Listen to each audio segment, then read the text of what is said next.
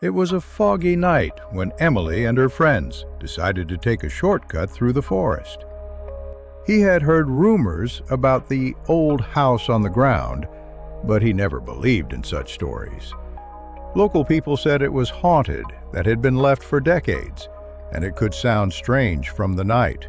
But for Emily and her friends, this was just a scary story that used to tell the kids to scare.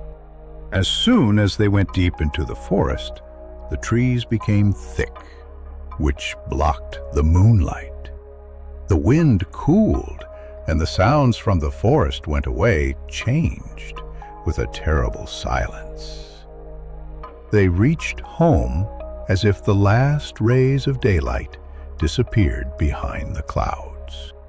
The house shines on them, dark and imposed. The windows were crushed and the Baileys took over the stone goods. Despite the cold in the air, they housed them carefully while it was alive and waited.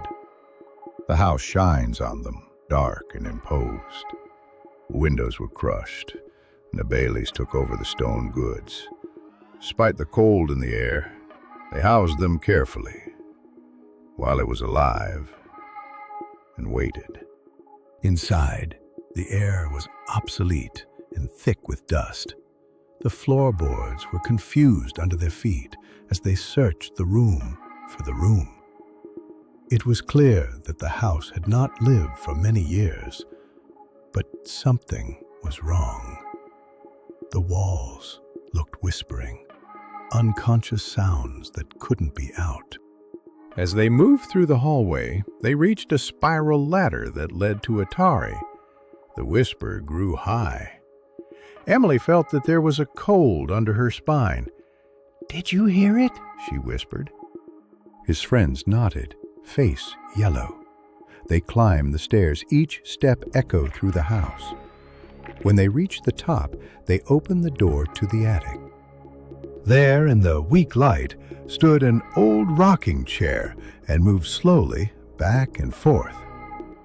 The room was full of forgotten leftovers, but it was a chair that attracted his attention. Stopped whisper, a low, replaced by condolences, well, it came behind the chair. With trembling hands, Emily moved towards the chair and gently pulled her. Behind it was a door that used to go to a small, hidden room. The air inside was thick with the smell of decay, and in the middle of the room, a single figure was bathed in the shade. Emily's heart gradually turned to him.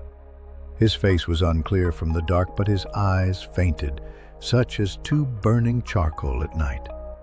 The whisper started again, this time high. While the houses were alive on their own, they used to feed the fear. One of his friends shouted and ran to the door, but it was closed firmly from the inside. This figure came near. The shade spread across the floor. In panic, Emily searched the room for something to protect himself. Her fingers brushed against a little cold and metal. An old rusty lantern. He grabbed it and rotated it in the figure, but it passed correctly as the creature was not there either. Suddenly the house was shaken, and the whisper turned into a deaf thunder. The walls were torn and moaned, and the floor below them began to divide. Emily and her friends strolled to find a way, but the house fell around them. As soon as the roof diminished, Emily was thrown on the ground. Her vision disappeared. The last thing she saw was that it was now on her. Her glowing eyes were attached to her. The next morning, the locals found the house reduced to rubble.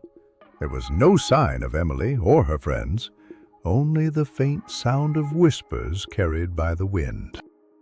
The house on the hill was gone, but some say that if you listen closely on foggy nights, you can still hear the whispers of those who never left. Sometimes there is a deep truth in things we reject as stories. Don't take you to the curiosity where you are not. Some secrets are getting better.